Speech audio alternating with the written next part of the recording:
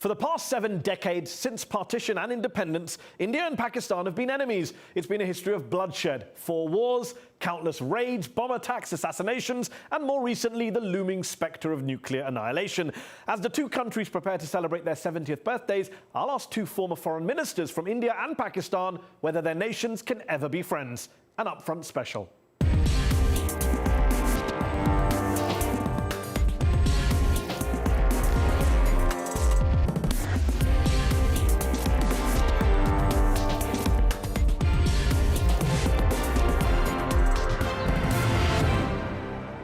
Hina Rabbani Kaur and Shashi Tharoor, thanks for joining me on this upfront special, marking 70 years since the independence of India and Pakistan. You're both former ministers in your respective countries' foreign ministries, but you're not in government anymore, and I hope that will mean that you can both speak a bit more freely today about this most controversial of issues, how to resolve the conflict between India and Pakistan, your two countries, enemies for so long. Shashi Tharoor, I want to begin with you. Given everything that's happened since independence in 1947, the wars, the attacks, the mistrust, the animosity. Given all that, do you think Pakistan and India can ever be friends? You know, I was asked that question by a Pakistani journalist last week, and I said very simply that Indians and Pakistanis can be friends and are friends, and you can see this in any number of places around the world.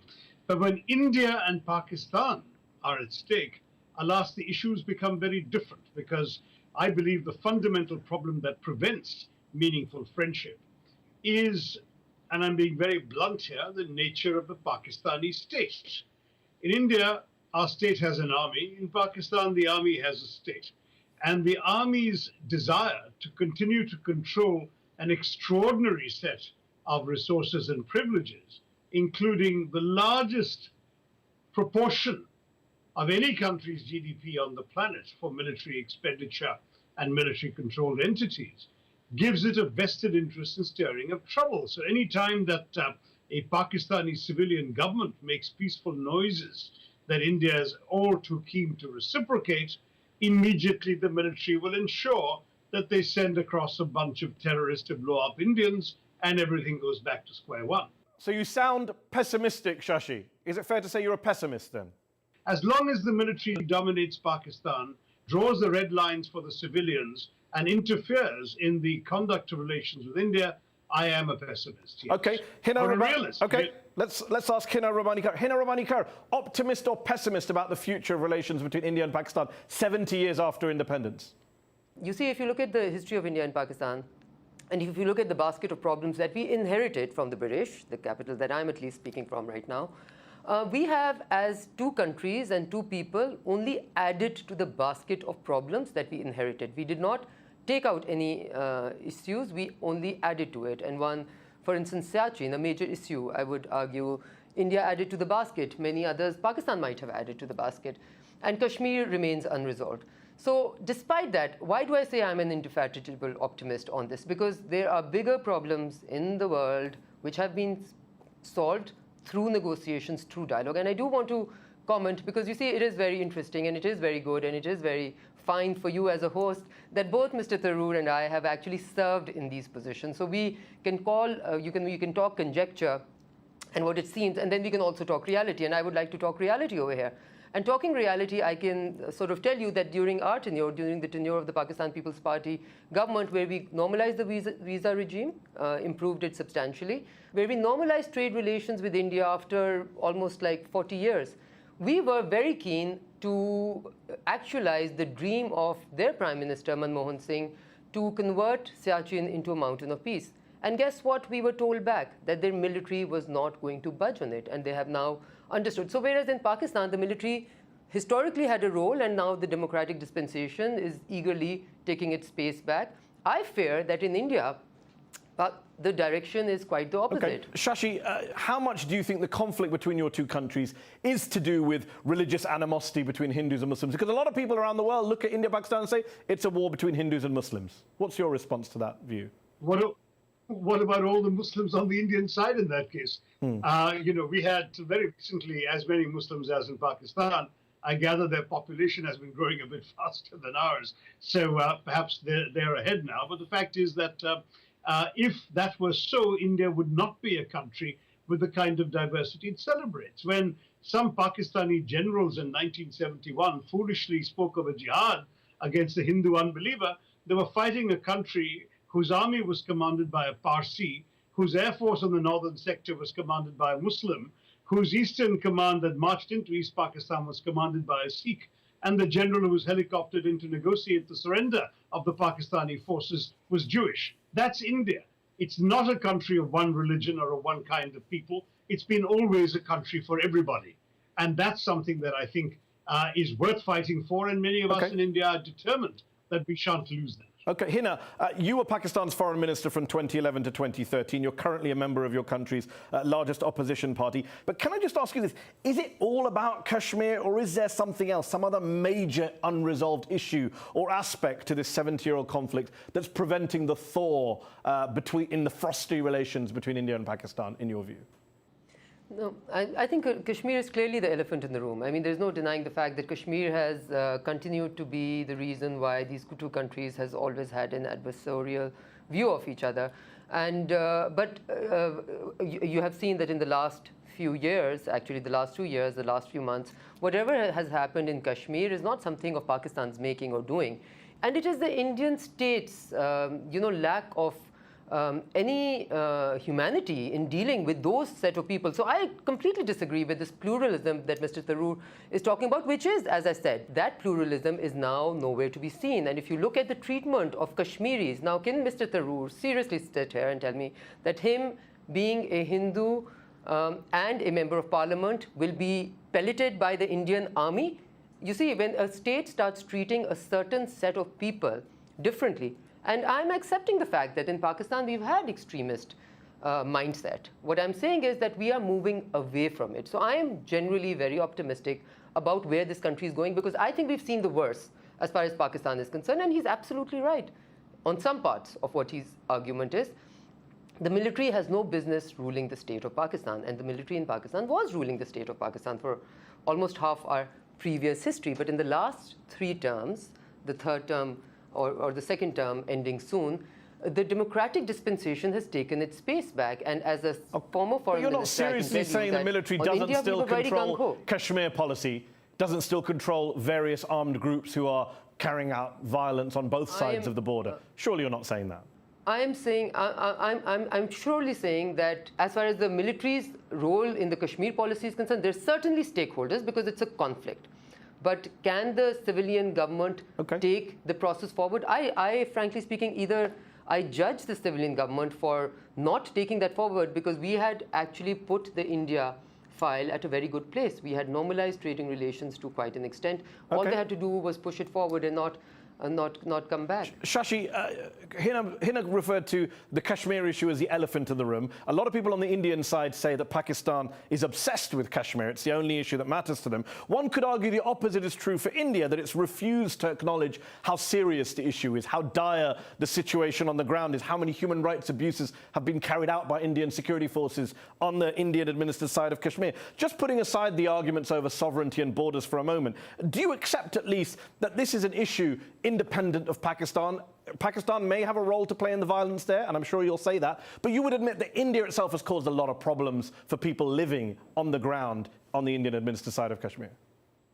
There are certainly a lot of problems. Maybe before I answer your question, let me briefly respond to something specifically Ms. Kaur said when she said, as a Hindu, would the Indian army pellet me? And you know, frankly, I'm not a fan of pellet guns, but it's unfortunate that it was only those who threw stones at the Indian army who got fired at with pellets in return. So the fact is, if I wasn't throwing stones at an army checkpost, I don't think they'd have fired on me.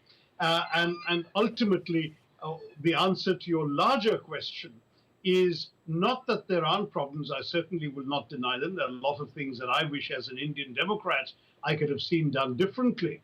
But there is absolutely no doubt that those problems only exist because of the violence fomented, encouraged, financed, and equipped from the Pakistani side of the line of control. There is absolutely no doubt that if it weren't for the militants being sent across, who, for example, targeted assassinations of Kashmiri Pandits were conducted, and 150,000 of them were driven into exile from the only home their families have known for millennia. We've seen an awful lot of nastiness, to which unfortunately the Indian army has felt obliged to respond with comparable use of force. Let's ask Hina Rabbani Kar to respond. The violence on the Indian side of Kashmir, at least, is all to do with Pakistani sponsorship and financing, says Shashi Tharoor. No, again, you see, that's the problem, because no matter what level you have a discussion between an Indian and a Pakistani, they can be ex-foreign ministers and they can be, you know, relatively, I mean, him a historian and a writer, etc., so far exceeds my level of academic excellence. But it will always degenerate into you did this and we did that, right? I could pass on some interesting accounts and good books which were written by Hindu Indians, which give a case-by-case account of how the Indian government went wrong, which precedes any violence that even started in Kashmir. So, and the current violence has nothing to do with Pakistan, and I think on that there's broad agreement everywhere, even within Indian quarters. We seem to have lost more lives. We have currently in Pakistani custody a person called Mr. Yadav, who is, by his own acknowledgement, a raw agent instigating violence in Balochistan against Pakistan. So whose country's pluralism and lack of activity within each other's borders are we talking about? Now, we've done this to each other long enough, right? And we have, so we can win arguments and we can win debates and we can even perhaps win wars from each other, right? Let me put this to you before I go back to at the end of Shashi. the day? Surely you're not saying that the Pakistani government and military hasn't armed, financed, sponsored some of the most violent groups that the world has seen in recent decades. Most of the international community agree it has. Plenty of Pakistani academics, journalists and politicians agree it has. The US government thinks it has. So, you know, will you say that today? You know what? Pakistan's policy in Kashmir has been a mistake. You yourself admit a lot of Pakistanis have died as a result of support for those groups. Absolutely, and let me tell you very clearly. I think it has to do with the US policy. It has to do with the European policy. It has to do with the UK policy of trying to get rid of the Russians from Afghanistan, which polluted Pakistani soil with these mujahideens, which then sort of became something else and became Frankensteins, which the Pakistani state itself could not handle, and the Pakistani state then tried to control them in various ways. I'm not talking about the past here. I'm talking about the present and the future. And I know, as somebody who's worked in the Pakistani state, that the Pakistani state is using its full potential to try and rid the territory of Pakistan from these enemies of the state, so to speak. And I also know that we truly believe, and in this I would include the establishment, I think with quite a lot of confidence, that instigating violence against another country may have been considered to be wise policy in the past during the reign of generals and military people, but not now. Okay. I can tell you this change has occurred in Pakistan. This change will, however, manifest itself a bit later. Just sticking with Kashmir, Shashi Tharoor, let me just read to you what Amnesty International said in its 2017 country report in India. More than 80 people, mostly protesters, were killed in clashes, hundreds blinded by security forces' use of pellet-firing shotguns. Security forces used arbitrary or excessive force against demonstrators. The state government imposed a curfew for over 2 months. Newspapers were shut down for 3 days. Hundreds of people, including children, were put in administrative detention. Pakistan didn't make India do any of that, did it? No, I'm afraid that these are the kinds of things precisely where many of us part company with our government in its judgment as to what exactly is necessary to do. The fact is, of course, we're not on the ground. We're not the ones facing the stones and sometimes the bombs of people who we then feel obliged to take action against, which is what's happening with the security forces. You know, it's important that when Ms. Carr speaks about some of the setbacks to our recent relationship, I think it's important to understand that every single time the gestures have come from the Indian side. To suggest that peace is dawning or that the military is backing off is a bit difficult to sustain when we've actually seen, as recently as last year, interruptions by the military or sponsored by the military whenever the civilian sides appear to be talking or understanding each other. This is the frustration in India. Many of us feel a lot of sympathy for those Pakistani victims of terrorism, but they're not victims of problems we have created. We haven't sent terrorists to Pakistan to kill Pakistani civilians. These are chickens coming home to roost. terrorist groups fomented in Pakistan by the ISI and the Pakistani military for their Shashi, own just on that purposes, point, who are now killing Pakistanis. Shashi, just on that point, I must pick you up Mr. on that. Tharoor, we have a Hina. raw agent sitting in Pakistani prisons right now. Yeah. Are you- Well, if he is, Yes. it'd be helpful if you give people access to know who he really is. But Shashi, it's We not have just. absolutely no But Shashi, proof. just on that point, Shashi, just on that point, Chuck Hagel, former U.S. Defense Secretary, said India has over the years financed problems for Pakistan as well in places like Balochistan. Surely you're not disputing the fact that the Indian intelligence, Indian military, isn't involved in Balochistan, in the Pakistani province of Balochistan. I certainly have no evidence of that, but I can only speak from my own knowledge. Perhaps there are others doing things. Frankly, many of us in India wish we did even a fraction of what the Pakistanis accuse us of doing. But it just from what I've seen of the Indian government, it's not the Indian way. Okay, Hina Rabbani Khan, gestures-wise, Shashi mentioned gestures. He says all of the gestures have come from the Indian side. Could you point to a gesture the Pakistanis have made that wasn't responded to by the Indians? Okay, the major gesture that we made, trade. For 40 years, we were not giving India the MFN status and normalizing trade relations. In our government, we actually did it, acknowledged it as a demand from the Indian side. So we have taken a major step on that. And Prime Minister Nawaz Sharif, again, no friend of mine, visited India on the inauguration of Mr. Modi on his invitation and was treated rather badly, was not even given a chance to have a presser together. So, it's, again, we always look at each other from our perspective. I think it is really important that we start being people of the subcontinent and start looking at this as a picture which is not you versus me, or he did this to us and we did not. I think both of us, allow me to just say this, both of us, both these countries have done a reasonably good job in fomenting crazy behavior or bad things into each other's countries. We've done a reasonably good job, I acknowledge it. For Mr. Tharoor to sit there and blame it all on Pakistan, I think with ample evidence, and he may not have seen the evidence, I have physically, as a former foreign minister, seen evidence of India's engagement in Pakistan, obviously not good engagement, through Afghanistan. I have seen physical proofs of that, right? So let's stop denying that we have not been trying to harm each other. Let's accept the fact that we've been trying to harm each other to each other's detriment. Okay, well, let me ask Shashi Tharoor this. Is there any future for solving, forget the India-Pakistan conflict, just a specific situation in Kashmir, which is a terrible situation, when India, Pakistan, and the people in Kashmir all seem to be on different pages? India says the status quo, Pakistan says we want a referendum, which India won't allow. The Kashmiris say, some polls suggest Kashmiris don't want to be part of either country. So what hope is there for resolving the situation on the ground there? Well, at the moment, clearly, things are not in a very good place. But I think if the violence can stop and people on every side can just put away the weapons, then only can you talk meaningfully of a long-term peaceful solution that respects the rights of all stakeholders. I'm very, very interested in seeing peaceful relations on the subcontinent. I have deplored the fact that we are the least integrated sub-region in any region in the world in terms of our trade relationships, our human connectivity. It's absurd that India and Pakistan, after millennia of having been together, now have barely $2.5 billion in trade between each other.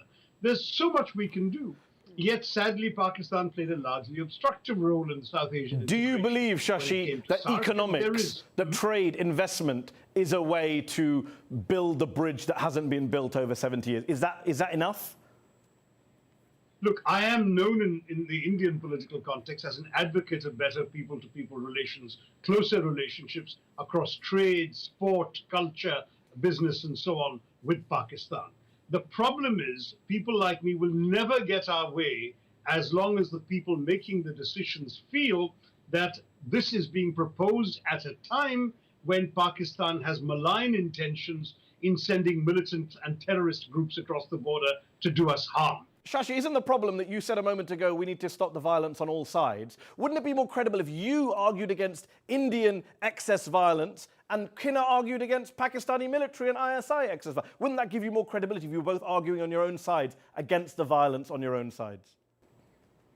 No, but if the violence, unfortunately, is provoked by terrorism, I have to stand behind my security forces. I can't. Even when they're raping, women, even when they're sexually assaulting women. No, countless studies show that that's what's going on. We don't. No. I think whatever accusations have been made have been investigated. There have been some court martials, but in a number of cases, what has been blamed on quote-unquote Indian security forces in the larger sense involved actually Kashmiri policemen. And so Human Rights Watch and Amnesty and all of those groups are making it up. But, no, I'm not saying that. We're talking about incidents that have happened at various bad places of the conflict. All I'm saying is we are committed to human rights in India, and I genuinely believe that there will be Indian voices raised in favor of human rights. While I agree with you that violations have occurred and may well continue to occur as long as violence persists and the army is on a sort of hair-trigger edge and the security forces are on a hair-trigger edge, and that's not just the army, it's also the armed police, the Central Reserve Police and the local Kashmiri police, all of whom have been implicated in these incidents. Okay, and Hina, wouldn't it give you more credibility and Pakistani politicians more credibility in the eyes of the Indians if you were all to come out and say, you know what, our policy in Kashmir of supporting these groups has been an absolute disaster. It hasn't helped people on the ground on either side of the line of control, and it's given us a reputation as a terrorist sponsoring state.